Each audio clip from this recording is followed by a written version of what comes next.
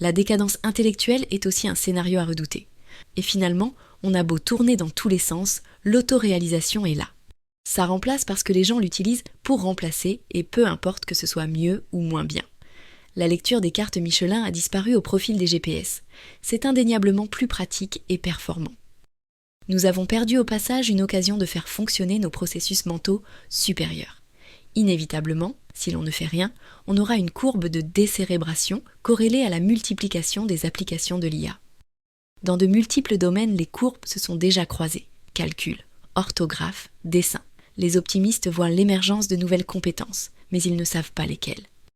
Le discours qui consiste à rassurer en disant l'IA va nous aider est plutôt tenu par les gens en poste, plutôt fonctionnaires, et pas par ceux qui voudraient avoir un job ou des clients. Quelques philosophes de télévision argumentent avec l'idée de la calculatrice, souvent reprise à titre de comparaison. C'est ridicule. D'abord parce que même si on accepte la comparaison, il est clair que le niveau de calcul mental s'est effondré avec l'avènement de la calculette. Ensuite parce qu'elle ne s'attaque qu'à une tâche basique et pas à du raisonnement, et que la calculette aura plutôt contribué à améliorer en gagnant du temps et de la précision. Dans ces conditions, tant pis pour la performance en calcul mental. Mais les calculs et les applications de nos modèles d'IA sont incomparables à cet outil magnifique mais primaire qu'est la calculette.